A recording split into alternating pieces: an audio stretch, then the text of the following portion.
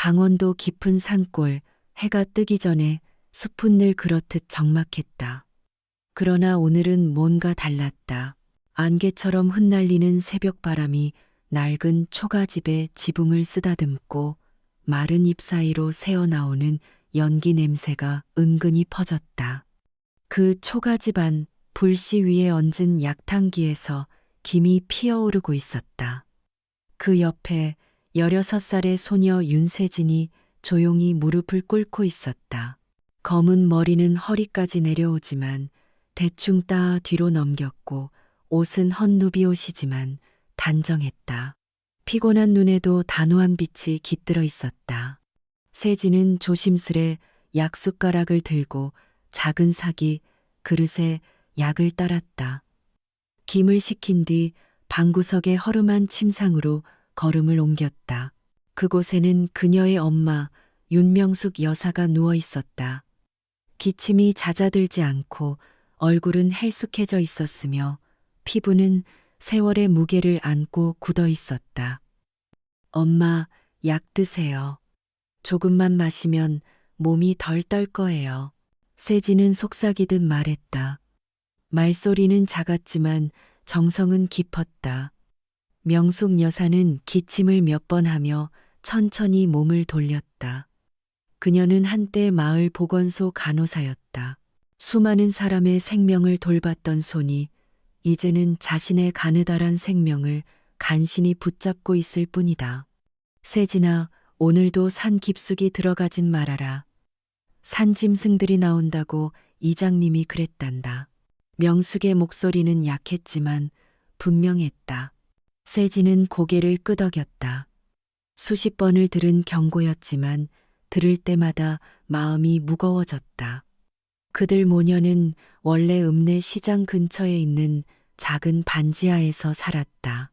아버지가 갑작스러운 사고로 세상을 떠나고 은행 빚이 남았다. 결국 집을 잃고 빚쟁이들에 쫓겨 이 산골짜기로 피신해온 것이다. 이곳 강원도 구룡산 자락, 낡은 초가는 세진이 손수흙과 나뭇가지로 지은 것이었다. 전기도 없고 물도 개울에서 길어와야 했다. 엄마는 폐렴 증세가 심해져 일도 못하고 그나마 의학 지식 덕분에 들풀로 만든 민간약을 다루는 법을 세진에게 가르쳐 주었다. 그날도 세진은 약초를 캐기 위해 어깨에 자그마한 가방을 메고 산으로 향했다. 가방 안에는 소금, 작은 칼, 그리고 감기약 대신 쓰는 생강과 쑥오일이 들어 있었다. 그녀는 입술을 굳게 다물며 중얼거렸다. 오늘은 꼭 엄마 기침에 듣는 약초, 청명초를 찾을 거야. 어디 숲 깊은 데 있다던데. 하늘은 점점 옅은 주황빛으로 물들었고 숲길은 전날 비 때문에 축축하게 젖어 있었다. 하지만 그녀의 걸음은 거침이 없었다. 발밑에서 바스락거리는 낙엽 소리, 까치와 어치의 울음소리, 그리고 가끔 불쑥 튀어나오는 노루의 그림자까지. 숲은 세진에게 더 이상 무섭지 않았다. 그러나 그날 숲은 다른 얼굴을 보여주려 하고 있었다. 산은 깊어질수록 조용했다. 햇살은 숲 사이로 들이치며 땅바닥에 얼룩처럼 떨어졌고 세진의 그림자가 길게 늘어졌다. 그녀는 멈춰섰다. 호흡을 가다듬고 주변을 살폈다. 산새가 점점 험해지기 시작했고 뿌리째 솟아오른 고목들 아래에는 습기가 고여 있었다. 그때였다. 무심코 고개를 돌린 세진의 눈에 붉은 흔적 하나가 들어왔다. 처음엔 단풍잎인가 싶었다. 하지만 발을 몇 발짝 옮기자 그 자국은 하나가 아니었다. 진한 피빛의 자국이 낙엽 사이사이로 이어지고 있었다. 마치 누군가가 이곳을 지나간 흔적처럼. 세진은 숨을 삼켰다. 심장이 세게 뛰기 시작했다. 손에는 나무가지를 잡고 조심스레 그 흔적을 따라갔다. 한 걸음, 두 걸음, 그녀의 등에는 식은땀이 맺혔다. 그리고 고목 아래서 한 남자가 쓰러져 있었다. 낡은 셔츠는 찢어졌고 오른쪽 팔에서는 피가 뚝뚝 떨어지고 있었다. 숨은 미약하지만 아직 살아있는 듯했다. 하지만 그보다도 세진의 시선을 사로잡은 것은 그의 손목에 찬 시계였다. 은빛으로 반짝이는 고급 손목시계. 그녀는 TV에서 본 적이 있었다. 그런 시계는 서울의 재벌 회장들이나 차는 고가 브랜드였다. 저기요. 들리세요? 세진은 떨리는 손으로 그의 팔을 살짝 흔들었다. 아무 반응이 없자 손끝을 코 가까이 대어 보았다. 아주 희미한 숨결이 느껴졌다. 주변은 정적뿐. 핸드폰은 신호가 닿지 않고 도와줄 사람은 없었다. 순간 머릿속이 새하얘졌다. 이 사람, 왜 여기 있는 거지? 사고야? 아니면 무슨 일에 휘말린 걸까? 하지만 머뭇거릴 시간은 없었다. 세진은 곧바로 자신의 겉옷을 벗어 그의 어깨를 덮고 가방에서 손수건을 꺼내 상처에 감쌌다. 손놀림은 서툴렀지만 눈빛만큼은 단호했다. 작은 몸으로 남자의 상체를 끌어당겨 그늘진 나무 밑으로 옮기고 물을 조금씩 입가에 적셔 주었다. 제발 버티세요. 곧 해가 지면 이 숲은 얼어붙어요.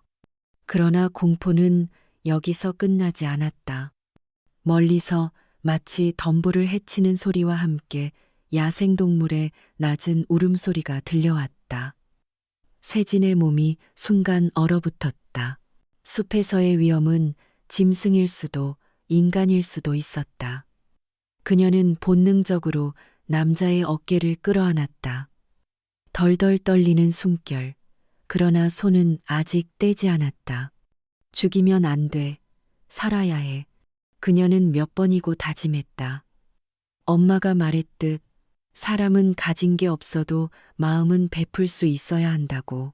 세진은 자신의 손목에서 머플러를 풀어 남자의 이마에 감고 땅에 떨어져 있던 두꺼운 나뭇가지로 즉석들 것을 만들기 시작했다. 그 과정에서 손에 상처도 났고 손바닥에는 피가 배어들었다. 하지만 멈추지 않았다.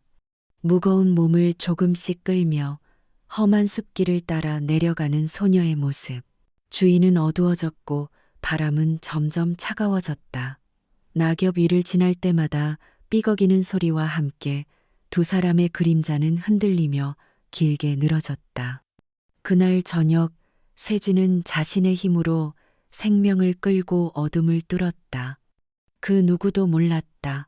그 순간 세진은 자신의 인생도 함께 옮기고 있다는 것을. 깊은 밤 강원도의 숲은 다시 고요를 되찾았다. 바람은 잠잠해졌지만 추위는 더욱 매서워졌다. 세진은 겨우겨우 그 남자를 끌고 초가집까지 돌아왔다. 등줄기에는 땀이 얼어붙었고 손은 감각을 잃은 지 오래였다. 엄마, 문 열어줘요. 사람 하나 데리고 왔어요. 허스키한 목소리로 외친 뒤 세진은 힘없이 주저앉았다. 문이 삐걱 소리를 내며 열리자 윤명숙 여사가 지팡이를 짚고 간신히 모습을 드러냈다. 그녀의 눈이 커졌다. 저게 누구냐? 세진아? 모르겠어요. 숲에서 쓰러져 있었어요. 피가 너무 많이 났어요. 명숙은 잠시 말을 잃었다. 몸이 아프고 지친 그녀였지만 보건 간호사로서의 본능이 발동했다. 그녀는 남자의 상태를 빠르게 확인하고는 떨리는 손으로 상처를 감쌌다. 짐승에게 공격당한 것 같구나. 상처 깊어. 자칫하면 폐혈증이야. 약초로 열은 내릴 수 있지만 항생제가 없어. 그날 밤 초가집 안에는 불빛이 꺼지지 않았다.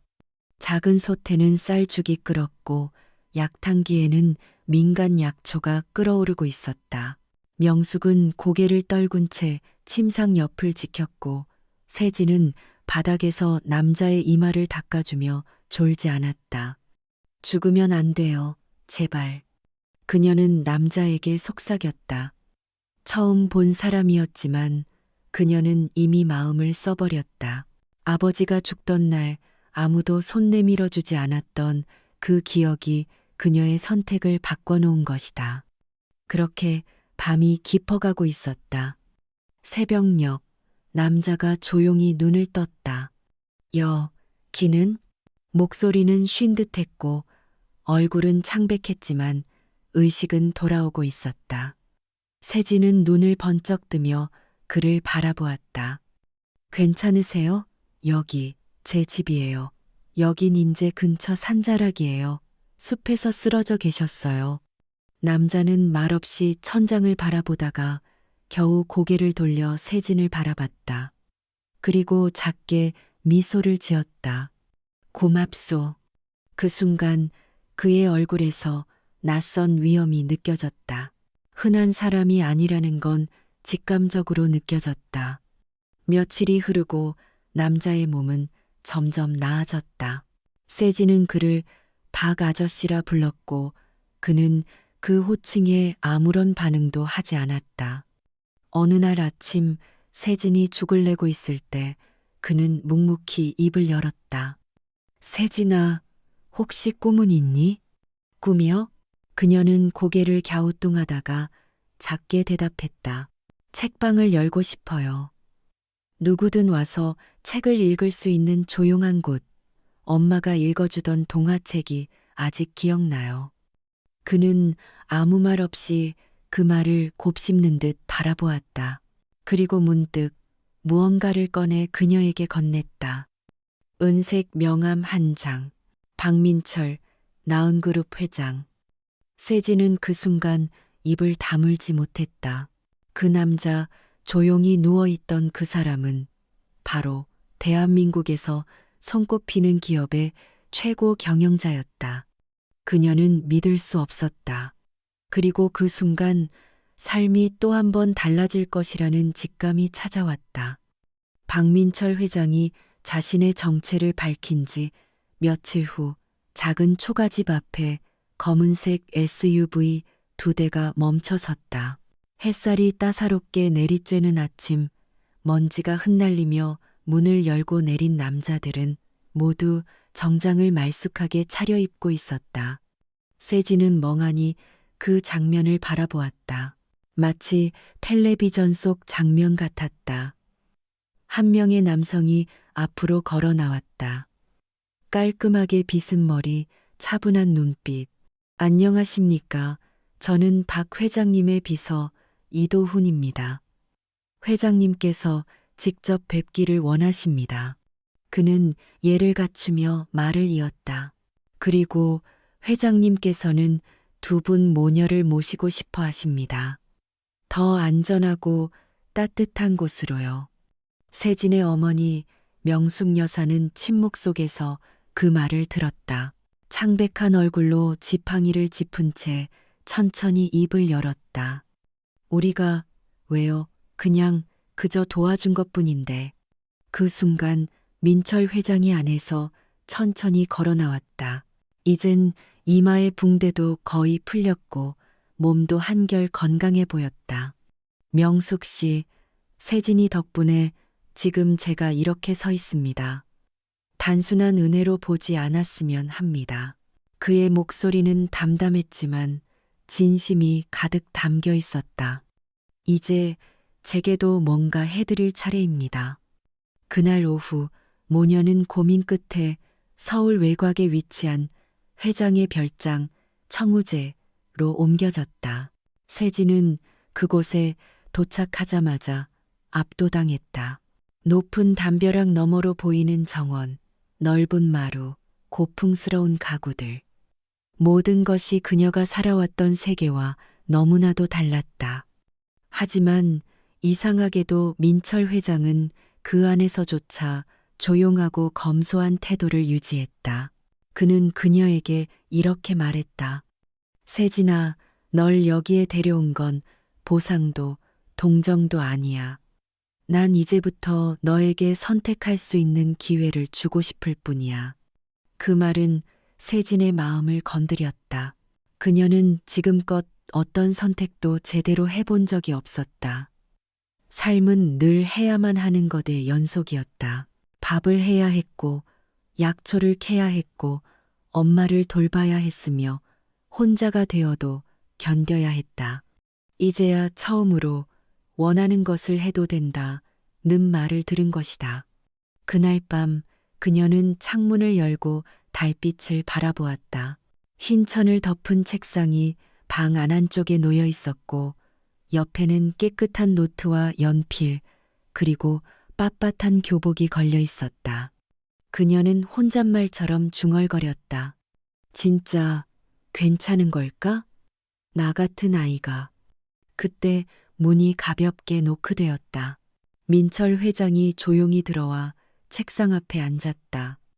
세진아, 이 집엔 네가 무엇을 하든 누구도 비웃지 않아. 네가 읽고 싶은 책을 읽고 배우고 싶은 걸 배우면 돼. 그게 전부야. 그는 잠시 말을 멈추더니 한 장의 사진을 꺼내 테이블 위에 올려두었다. 이 아이가 내 딸이었어. 세은이, 지금은 하늘에 있어. 사진 속엔 6살쯤 되어 보이는 아이가 해맑게 웃고 있었다. 세진은 아무 말도 할 수 없었다. 민철 회장의 눈가엔 이슬이 맺혀 있었다. 그 아이가 너를 봤다면 분명 이렇게 말했을 거야. 아빠, 이 언니 멋져요. 그 말에 세진은 고개를 푹 숙였다. 그리고 천천히 아주 조심스럽게 대답했다. 저 공부하고 싶어요. 그날 밤 달빛은 유난히 밝았다. 마치 새로운 길을 비추듯 창문 너머로 희미하게 방을 채웠다. 세진의 인생이 드디어 선택의 문턱을 넘어섰다. 서울 근교에 위치한 명문사립고, 교문 앞엔 고급 승용차들이 줄지어 섰고 학생들은 모두 깔끔한 교복에 가방을 맨 채 분주히 교실로 향하고 있었다. 세진은 교문 앞에서 한참을 망설이다가 숨을 깊게 들이쉬고 안으로 들어섰다. 새하얀 교복, 손에 들린 중고, 가방, 그리고 따은 머리, 모두가 세련된 모습으로 다니는 이 학교에서 그녀는 마치 다른 시대에서 온 사람 같았다. 첫 수업. 교실 안은 조용했지만 속삭임은 끊이지 않았다. 제가 그 애래 회장님이 데려온 진짜 산에서 살다 왔다며? 무슨 드라마냐. 세진은 들은 척도 하지 않았다. 하지만 속이 쓰렸다. 그녀는 앞만 바라보며 묵묵히 필기를 했다. 점심시간, 같은 조에 배정된 여학생 하나가 다가왔다. 긴 생머리, 반짝이는 눈동자, 하지만 어딘가 단호해 보이는 표정. 나 윤하윤이야. 이 반반장이고 웬만한 건 다 나한테 물어보면 돼. 근데 조심해. 이 학교 네가 생각하는 만큼 따뜻하진 않거든. 세진은 작게 웃으며 고개를 끄덕였. 고마워. 나 문세진이야. 그녀는 새로운 시작 앞에서 예의를 지키고 싶었다. 하지만 쉬는 시간, 누군가 세진의 책상 서랍에 몰래 쪽지를 넣어두었다. 회장님의 애완동물, 여기서도 잘 길러지려나? 세진은 손끝이 떨렸지만 끝내 쪽지를 구겨 가방 안에 넣었다. 그녀는 어릴 적부터 배워왔다. 감정을 함부로 흘리지 말라고, 마음이 부서져도 눈물은 깊은 밤에만 흘리라고. 하교길, 학교 앞에는 검정색 차량이 조용히 세워져 있었다. 운전석에는 회장님의 비서 이도훈이 앉아 있었다. 세진이 탑승하자 그는 거울을 조정하며 말을 건넸다. 오늘 하루 어땠어요? 세진은 창밖을 보며 대답했다. 배운 게 많았어요. 책으로도 사람으로도요. 도훈은 잠시 정적 끝에 작게 웃었다. 살아보면 알아요. 세상에서 가장 어려운 건 사람을 이기는 게 아니라 사람 속에서 마음을 잃지 않는 거란 걸요. 그날 밤 그녀는 숙제 대신 짧은 일기를 썼다. 모두가 나를 외면해도 나는 내 안의 불씨를 끄지 않겠다. 그리고 다음 날 아침 세진은 전보다 더 단정한 모습으로 등교했다. 오늘도 시선은 따갑겠지만 마음은 어제보다 조금 더 단단해졌기 때문이다. 그녀는 몰랐다. 지금 이 순간부터 그녀의 진심이 차가운 시선을 녹여가기 시작했다는 걸. 청우재의 하루는 늘 정돈된 고요로 시작되었다. 비서 이도우는 정해진 시간에 신문을 놓고 정원사는 묵묵히 매화나무 밑을 쓸었다. 그리고 박민철 회장은 늘 아침차를 마시며 책을 펼쳐들었다. 하지만 그날 아침 세진은 처음으로 청우재의 복도 깊숙한 곳에서 이상한 문을 발견했다. 복도를 청소하던 도중 벽에 가려진 낡은 문짝 하나. 오래된 자물쇠가 달려 있었고 위엔 작은 명패가 붙어 있었다.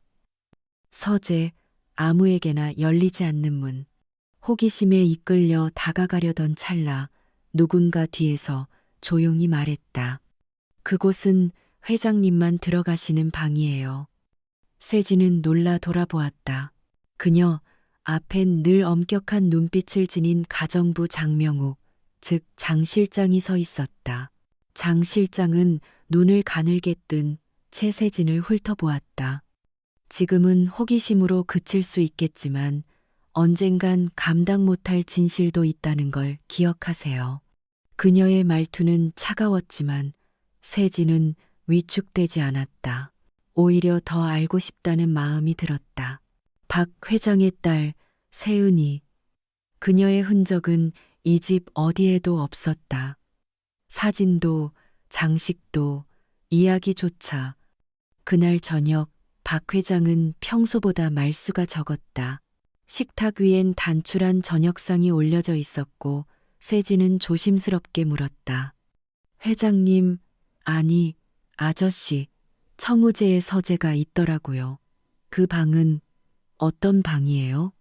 박 회장은 잠시 숟가락을 멈췄다. 그리고는 차분히 말했다. 그 방엔 내 지난 시간들이 들어있어. 기쁨도, 실수도, 잃어버린 것들도. 세진은 고개를 끄덕이며 조용히 말했다. 언젠가 보여주실 수 있나요? 저도 알고 싶어요. 아저씨의 진심. 그 말에 박 회장은 잠시 멈칫했지만 미소를 지었다. 그럼 약속하자. 언젠가 너도 준비가 되면 보여주마.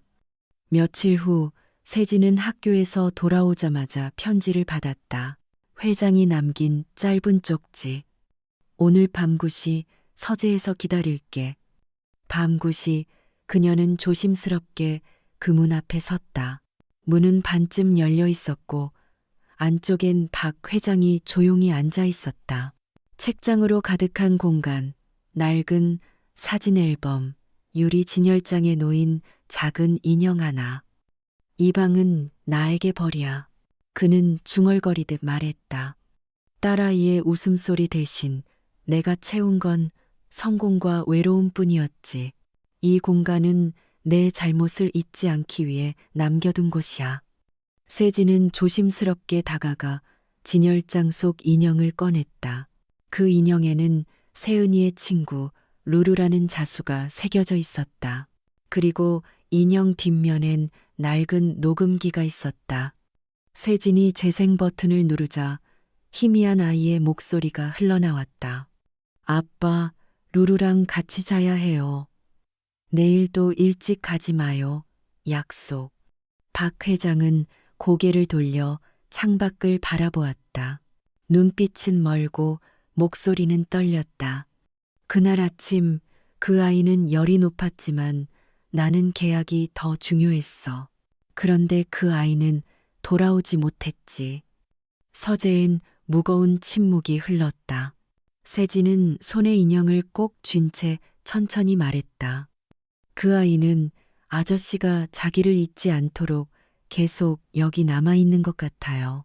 하지만 아저씨는 지금 누군가를 지켜주고 있잖아요. 박 회장은 눈을 감았다. 한 방울의 눈물이 그의 뺨을 타고 천천히 흘렀다. 고맙다, 세진아, 네가 있어줘서. 그날 밤 청호제의 비밀의 방에서 두 사람의 침묵은 어느 때보다 진실되고 깊었다. 그곳은 슬픔의 공간이 아니라 새로운 가족의 시작이 되는 공간이 되어가고 있었다. 그날 이후 세진과 박 회장은 예전보다 한결 가까워졌다. 말수가 적던 저녁 식탁에도 가끔은 웃음소리가 흘렀고 세진은 서재 정리를 자청했다. 그녀는 그 방에서 박 회장의 손글씨가 적힌 편지들, 메모들, 그리고 오래된 다이어리를 발견했다. 그러던 어느 날 뜻밖의 손님이 청우제를 찾아왔다. 비가 부슬부슬 내리던 오후, 문 앞에 검은 우산을 쓴 한 여성이 서 있었다. 짙은 립스틱, 단정한 정장, 그리고 날카로운 눈매. 안녕하세요. 저는 최현정입니다. 전 박 회장님의 전 약혼녀이자 세은이의 고모입니다.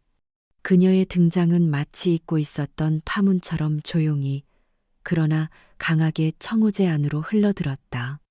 식탁 앞에 마주 앉은 현정과 박 회장은 잠시 말이 없었다. 세진은 조심스럽게 차를 따르고 자리에 앉았다. 현정은 한참 세진을 바라보다 차분히 입을 열었다. 이 아이 어디서 데려온 거예요? 박 회장은 말없이 찻잔을 들었다. 회장님은 예전에도 책임을 외면하셨죠. 세은이 일 기억나시죠? 그 순간 공기마저 얼어붙는 듯 했다.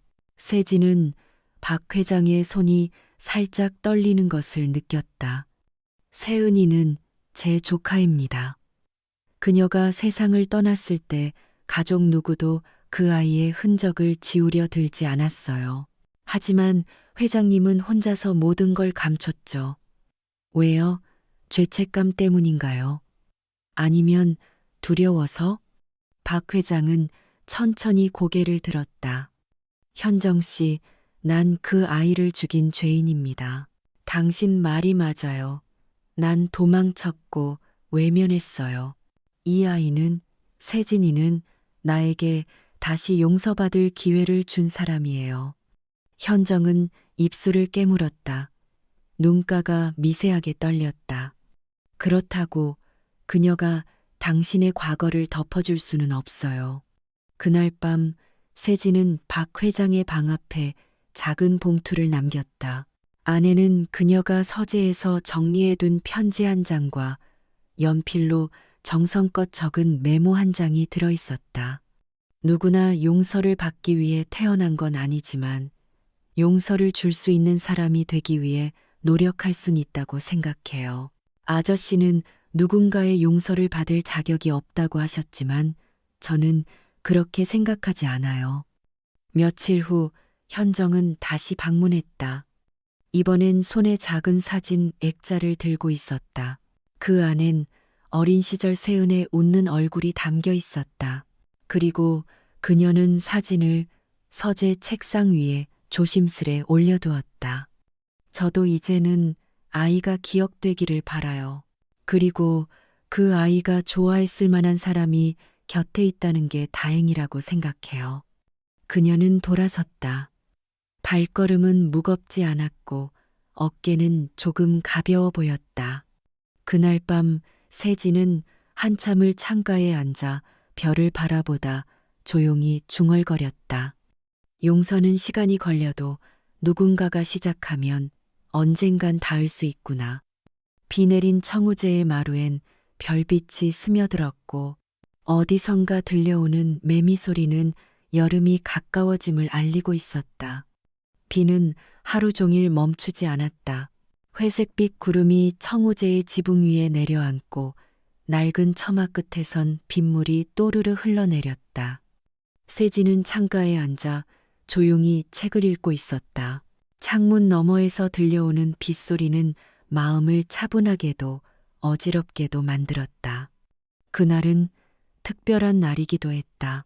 서울예술고 장학생 선발 시험 결과가 나오는 날이었다. 세진은 며칠 전까지도 고민했다.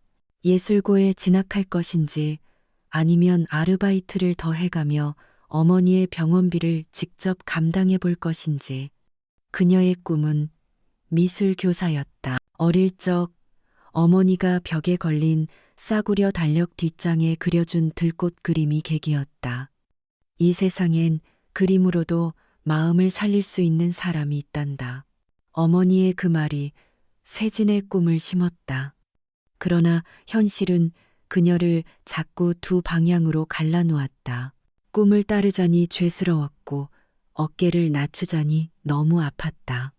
그날 오후 그녀는 조심스레 박 회장에게 말을 꺼냈다.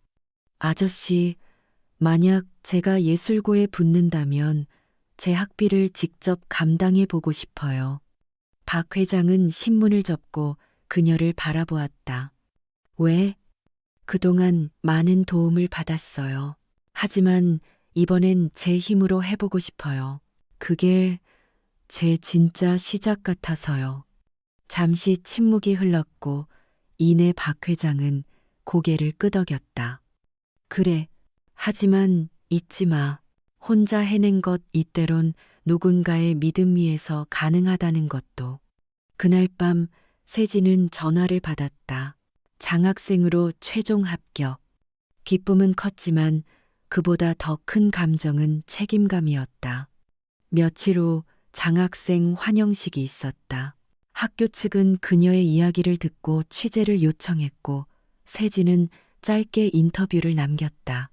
꿈은 누구에게나 주어지는 기회지만 그 꿈을 지키는 건 그 사람의 용기라고 생각합니다. 기사가 인터넷에 게재되자 많은 사람들이 그녀의 이야기와 사진을 공유했다. 숲에서 온 소녀의 미술 이야기, 고아에서 장학생까지 소녀의 그림 같은 인생. 댓글엔 응원의 말도 호기심도 섞여 있었지만 그 중엔 익숙한 이름도 있었다. 이세진, 맞지? 우리 중학교 때 그 애잖아. 걔 그렇게 순수한 애 아니었는데? 비바람 속에서 또 다른 소문이 피어나는 순간이었다. 며칠 뒤 세진은 학교 앞에서 의문의 쪽지를 받았다. 진실은 네가 숨긴다고 사라지지 않아. 글씨는 삐뚤고 익명이었지만 분명 의도를 품은 것이었다. 그녀는 밤새 고민에 빠졌다. 과거의 상처, 동네의 오해, 어머니의 병, 박 회장의 신뢰, 그리고 이제 막 움튼 꿈. 이 모든 걸 지키기 위해 그녀는 결심했다. 다음 날 그녀는 학교 방송실에서 마이크 앞에 섰다. 안녕하세요. 저는 1학년 장학생 세진입니다. 오늘 이 자리를 빌려 저에 대해 직접 말하고 싶었습니다. 그리고 그녀는 말했다. 자신이 한때 학교를 그만둘 수밖에 없었던 이유, 그때 어떤 오해로 상처받았는지, 그리고 지금 어떻게 다시 일어섰는지를. 목소리는 떨렸지만 눈은 흔들리지 않았다. 제가 겪은 건 특별하지 않을 수 있어요. 하지만 저 같은 학생도 꿈꿀 수 있고 그 꿈을 위해 노력하고 있다는 걸 부디 알아주시길 바랍니다. 방송이 끝나고 교실 안은 조용했다. 누군가는 눈시울을 붉혔고 누군가는 조용히 고개를 숙였다. 그날 저녁 박 회장은 조용히 세진의 방 앞에 작은 상자를 두었다. 그 안에는 오래된 화구 세트와 함께 짧은 쪽지가 들어있었다. 네가 지키고 싶은 것이 있다면 난 언제나 그 옆에 있을게. 봄은 어느새 청우제를 찾아왔다.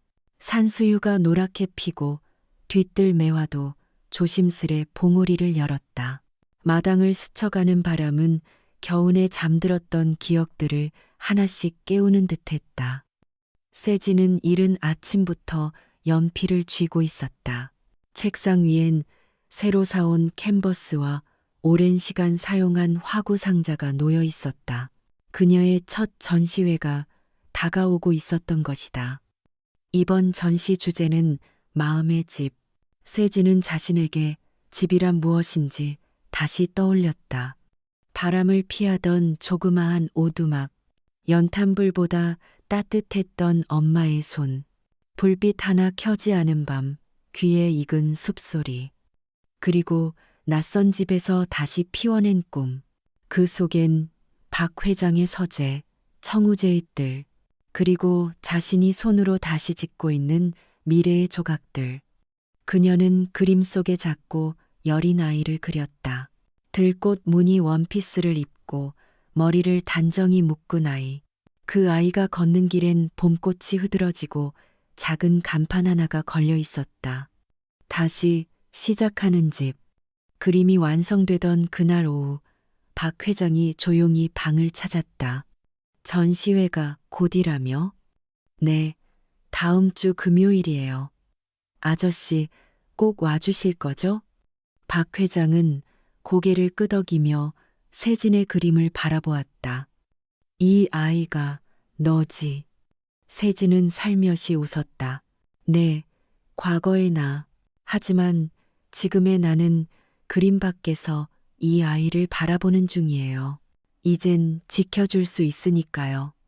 잠시 침묵이 흘렀다. 그러다 박 회장이 무언가 꺼내 들었다. 그것은 예전 탐맨의 유품이 담긴 작은 상자였다. 이걸 늑에 맡기고 싶어. 세진은 상자를 열었다. 안에는 낡은 손수건, 작은 은목걸이, 그리고 어린아이의 그림 몇 장이 있었다. 모두 탐맨이라는 이름으로 남겨진 것들이었다. 그 아이의 마음도 언젠가 봄처럼 피어나길 바랐는데 그걸 네가 대신 해준 것 같아서 고맙다.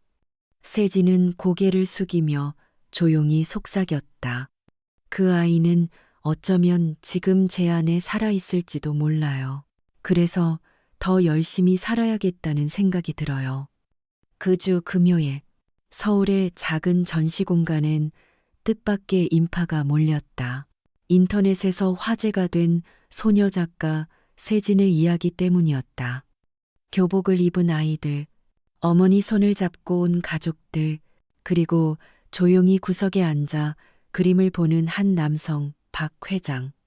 그는 세진이 그린 봄을 걷는 아이를 한참 바라보다 자신도 모르게 눈가를 훔쳤다.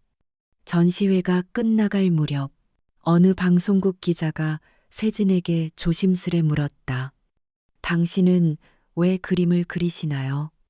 세진은 멀리 박 회장을 바라보며 대답했다. 누군가가 더는 슬프지 않도록, 누군가가 다시 시작할 수 있도록. 그림은 때론 말보다 더 깊이 닿을 수 있으니까요. 기자는 잠시 멈칫한 후 고개를 숙이며 조용히 녹음을 멈췄다. 그날 밤 청우제의 마당엔 꽃향기가 가득했다. 세진은 마지막으로 그림 한 장을 그렸다. 세은이라는 이름을 담은 조용한 초상화. 그 위엔 아무런 설명도 이름도 없었지만 그 그림을 본 박 회장은 조용히 고개를 끄덕였다. 이 아이도 이제 집에 온 거구나. 이 이야기는 단순한 동화나 우연의 연속이 아니라 진심 어린 선택과 작은 용기가 모여 만들어낸 인생의 전환점에 대한 이야기입니다. 가난한 소녀 세진이 깊은 숲속에서 한 생명을 구한 그 순간은 그녀의 인생을 바꾼 시작이었고 그 선택은 결국 수많은 사람들의 삶에도 따뜻한 파문을 일으켰죠. 이야기를 읽으며 우리는 진심은 언젠가 반드시 전해진다는 믿음을 다시 떠올리게 됩니다. 그리고 누구든 간절히 꿈꾸고 포기하지 않고 타인을 향한 따뜻함을 잃지 않는다면 언젠가는 반드시 그 빛이 스스로를 감싸줄 거라는 희망도요.